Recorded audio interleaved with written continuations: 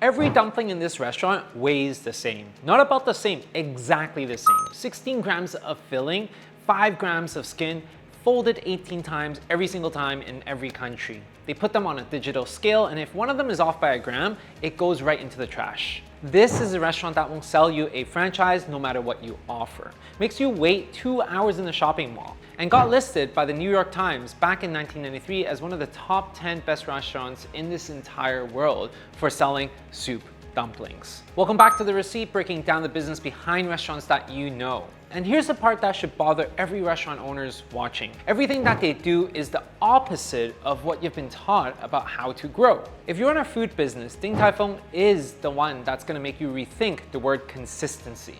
Let's dive right in. Here's what almost nobody knows. Din Tai Fung didn't start as a restaurant. It started as a can of cooking oil. Back in 1958 in Taiwan, a young immigrant named Yang opens up a little shop selling cooking oil out of tins. For years, it worked. But then canned factory-made oil hits the market, cheaper everywhere, and his whole entire business evaporates almost overnight. Therefore, he starts staring at bankruptcy with a whole family to feed. So in 1972, half out of desperation, he turns half the shop into a stand selling xiu long bao, soup dumplings on the side.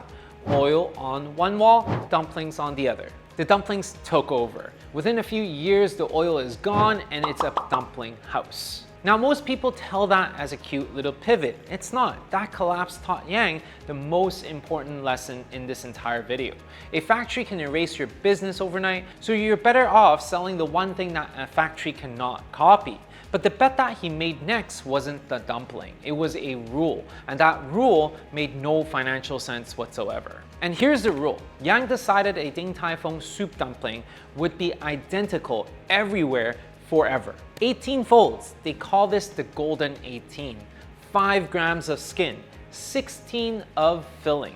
So every raw dumpling weighs right around 21 grams. Weighted on a scale, cooks train for months before they touch a real order.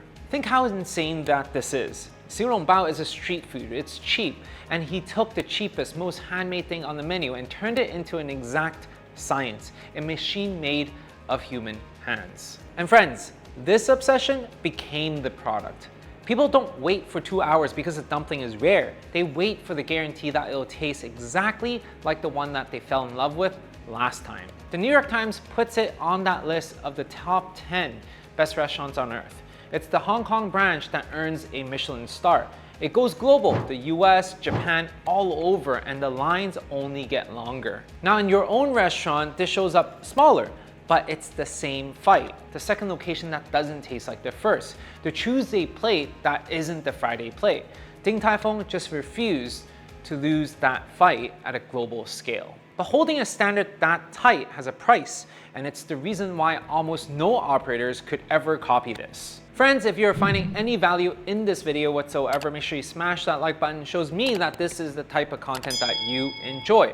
Question for you here.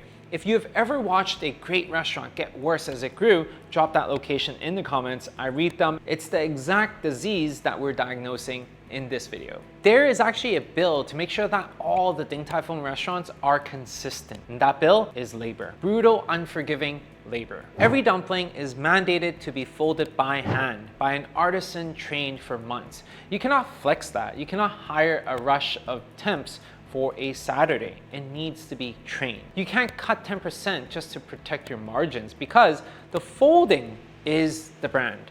The second you lose it, the one thing that you sell disappears. So Din Tai Fung lives permanently on a knife's edge.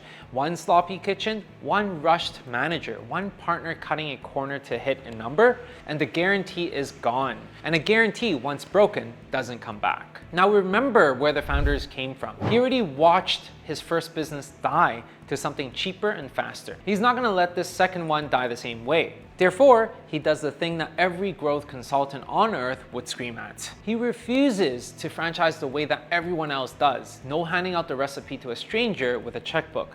In the US, every single location is company run. The story goes that they turn down something like 20 different franchise offers every single week. And the handful of partners that they take on overseas get policed to the ground. He would rather have 170 perfect restaurants than 500 plus pretty good ones. And that's the darkest, hardest choice in this entire story. And it's the one that actually saved him. The offer you will get as an operator is speed in exchange for standards. Din Tai Fung's entire empire is one long sentence of saying no to that offer. So how did the refusal pay off? Decades later, they're now a global Michelin recognized empire. Reportedly, the highest earning restaurant chain in America per location. Somewhere around $27 million a year at a single restaurant, nearly double its closest rival. And they are still weighing dumplings on a scale. The discipline held. Meanwhile, counter concepts that did the exact opposite. Franchised fast, loosened the recipe,